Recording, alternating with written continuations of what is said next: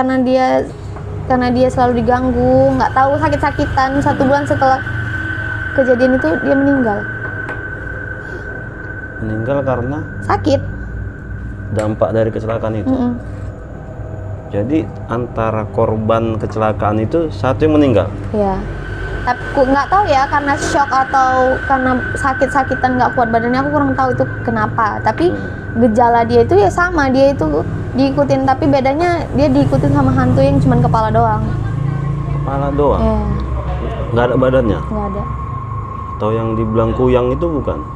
Kurang tahu kayaknya ya.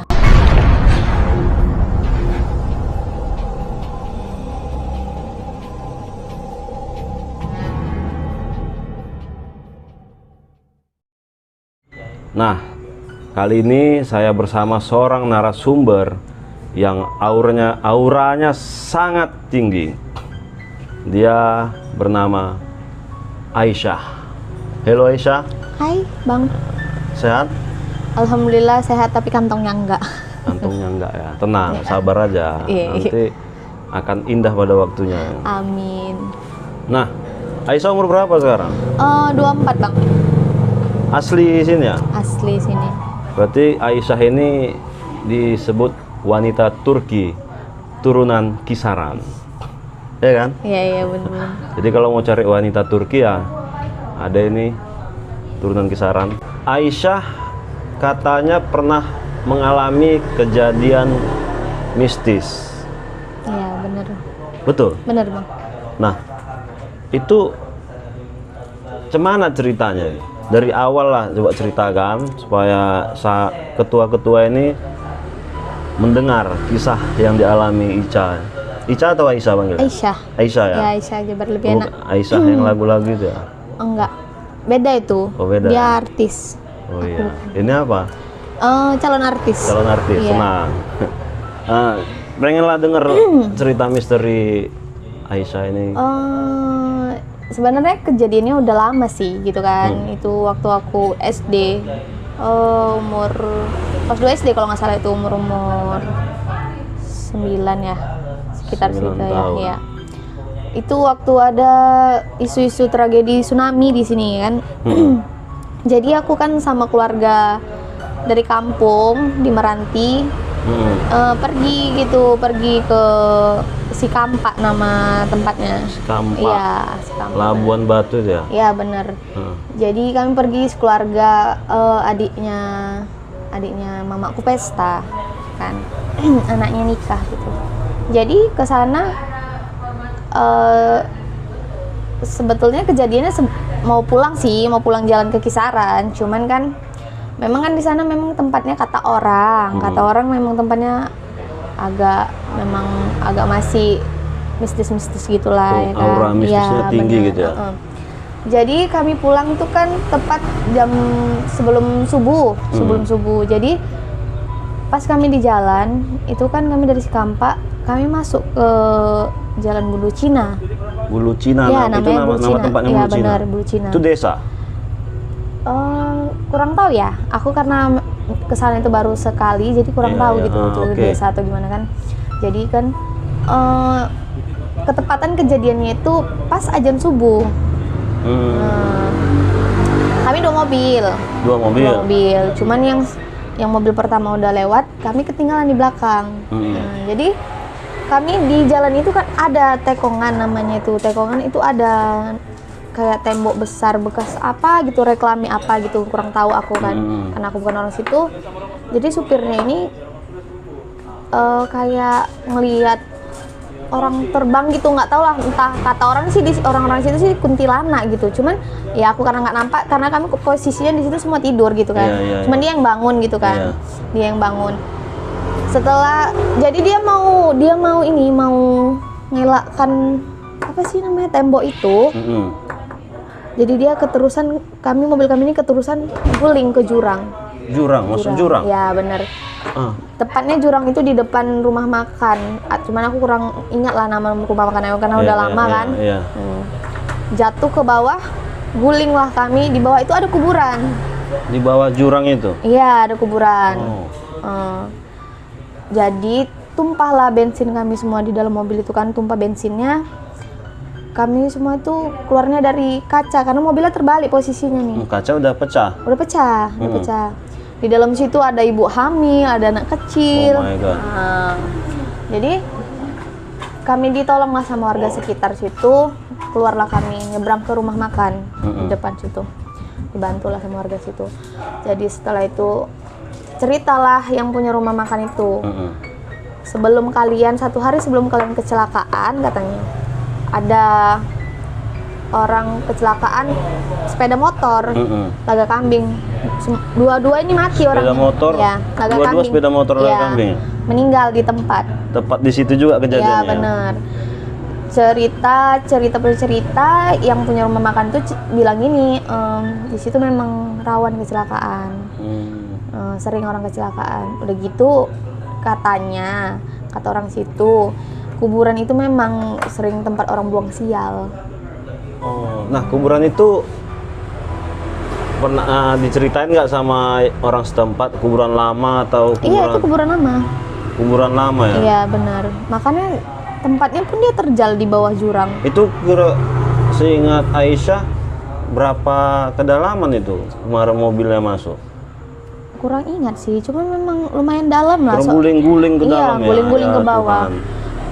Terjal dia, memang nggak terlalu dalam, cuman dia terjal kan, jadi di bawah sini kuburan semua dia.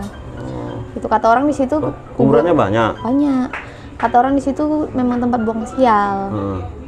Jadi setelah kami dikasih pertolongan sama rumah makan itu, kami makan, kami pulang kan, dicarikan bus besar gitu. Oh enggak, ini pulang akhirnya? Pulang akhirnya, tapi mobilnya ditinggal karena kan nggak bisa diderek langsung. Itu pulang naik apa? Naik bus. Oh bukan ambulan atau apa enggak? Naik bus kan. Bus ya? Iya, naik bus. Abis diobatin kan ada yang saudaraku pantatnya kena kaca, ya ada yang ketumpahan bensin. Itu diobatin di klinik? Di rumah makan itu. Oh ada juga kayak peralatan P3K gitu lah. P3K-nya ada ya? Ya, jadi abis itu kan kami pulang naik bus. Iya. Ya. Semua ini di bus kan udah keadaan ya trauma lah semua kan, namanya abis kecelakaan kan, masih shock kan. Yalah, down. Nggak jauh kami jalan dari rumah makan itu, bus kami ini nabrak kucing. Nggak tahu lah kenapa ya kan, kucingnya kucing hitam. Kucing hitam? Ya. Oh, nabrak bus? Naik bus, nabrak kucing, berhenti? Ya berhentilah. Nyelamatkan kucing itu? Nggak tahu, supirnya kan nengok apa yang ditabrak. Iya. Jadi kami minggir, tahu itu rupanya sempat berhenti, kami berhenti, rupanya yang ditabrak itu kucing hitam. Itulah. Jadi jalan kami makin shock lah ya kan, habis kecelakaan nabrak kucing lagi. Barangnya gitu kan. Ada aja sialnya gitu. Bener gitu kan. Pulanglah ke rumah, udah sampai nih rumah kan. Itu posisinya ayahku nggak ikut. Aku sama mama sama adik aja, yang paling kecil sama yang nomor 2. Jadi pulang, aku nggak sadar nih. Rupanya pas udah turun dari becak, kan dari terminal kan ya becak. Terminal sini? Iya, kisaran pulang ke rumah nih becak. Ayahku yang nampak ini mataku ini berdarah. Ketahuannya setelah Iya, setelah sampai gitu. Oh di sana nggak? Nggak tahu. Abis itu barulah diajak ke dokter. Langsung ke dokter kan. Karena benturan katanya gitu. Aku pun nggak sadar benturan di mana, nggak kurang tahu. Benturan makanya dia berdarah. Kalau misalnya kena pupil hitam itu kan bisa buta kata dokternya gitu. Jadi udah siap itu diobatin kan. Masuklah malam. Malam aku setelah kecelakaan kan. Tuh kami sampai pagi kan. Kami kan berangkat subuh. Jadi dari mulai malam kecelakaan itu aku ngerasa kayak ada yang ngikut gitu. Ngerasa kayak ada yang ngikut gitu ya? Terasa dia auranya? Iya bener. Di samping jendela kamarku gitu kayak ada pocong, kuntilanak. Itu bayangan atau penampakannya? Penampakan. Asli depan mata? Iya. Cuman kan karena jendela itu kan, jendela kita itu kan ada apa sih namanya? Tirainya. Tirai. Jadi yang nggak terlalu jelas. Pokoknya ada lah di situ. Pokoknya setiap malam. Nggak di kamarku aja. Aku di depan TV nanti kan. Misalnya aku di depan TV ada aja itu gelisah pokoknya. Yang ngikut ya? Bener. Udah gitu itu hilang kalau misalnya mama aku bacain ayat kursi, baru aku bisa tidur tenang. Nah Aisyah melihat itu nangis, responnya gimana? Nangis atau gimana? Nangis, takut. Kasih tahu ke orang tua, Iya, baru orang tua, orang tua bacain ayat-ayat. Iya, bener. Ayat suci ya. Iya, baru aku tenang. Nggak sampai di situ aja. Aku di sekolah juga diikutin juga.